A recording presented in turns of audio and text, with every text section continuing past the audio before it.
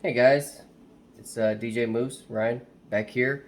I haven't put a video on here in a while, and yeah, don't know, say anything about the hair. No comments about the hair. I know it looks bad. I got a haircut next Saturday, so um, but here lately I've been having some static with my Behringer B215D speakers for DJing. Let me turn it around. So here they are. This is the sound that I'm getting right here. Let's see. Well, I don't know if you can hear that static. And then when I mess with the volume level, that's good. I get that terribly annoying popping. Now, I have I have bought some line array speakers just for the simple ease of maneuvering them and whatnot. These B215s are 45, 50 pounds each. Sometimes my wife goes with me, so for the ease of her setting up, or maybe to do a quick outside venue or something, I'll take the line arrays. But these send a lot of sound, a bit more than my Harbinger LS 900 line arrays. So I really want to get these fixed, and I found like one video on YouTube for this, and it was actually on like an old school vinyl playing stereo. So I want to try just to see. What you will need is not necessarily WD-40, but the quick contact cleaning, quick drying spray for electronic devices. And then we're gonna start by unscrewing all of these screws right here. We're gonna take them all off, and it's gonna look like this one right here. And we're gonna see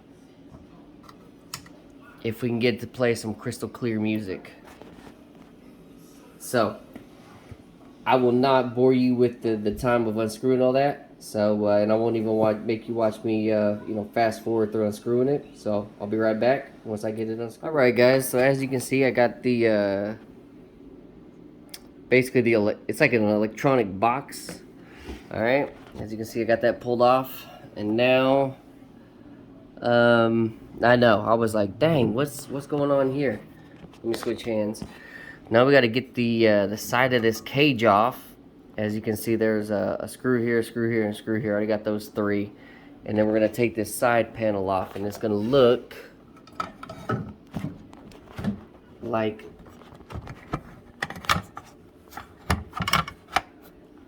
this. And then once we get that side panel off, we can mess around with spraying the stuff in. Now look, I tried to just take the faceplate off and leave the cage on, but with the cage on, as you can see, it's completely enclosed. All right, and with it off, we need to be able to get down. Well, let me show you here. We need to be able to get down into these parts, these three knobs. So it's a little bit more work, and it really sucks, but it's 2, 4, 6, it's about 8 screws. We got 3 up here, 2 or 3 here, and then 3 on the bottom. We'll get this side cage off, and then we'll get this front faceplate off, and then we'll go from there. All right, so as you can see, we got the cover off, the back apart, and then the one that's giving me the problems is this top one right here. So that's the one that we're going to spray a little bit on. So let's see. Just spray a little there. We'll come back, we'll turn it a little, try to get it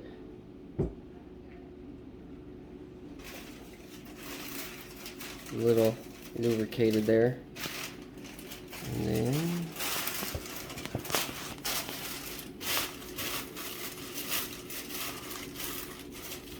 we shall see how it works. Let me pause this while I hook everything back up. Okay. Now that we've sprayed it, uh-oh. Alright, it's on. You can tell with the green light. And we can turn it up, turn it down. No popping at all. So that's exactly what we're looking for. Earlier, you know, you had the speaker pop and the crackling and everything, so that right there fixed it. So yeah, it's I don't know, it's probably like a 2-minute video and took about 2 hours, maybe an hour and a half to get it all done. But it's everything is fixed. So now you just got to put it back together and maybe I'll play a song for you through there or something. Can't play too much though, because you know they won't like that.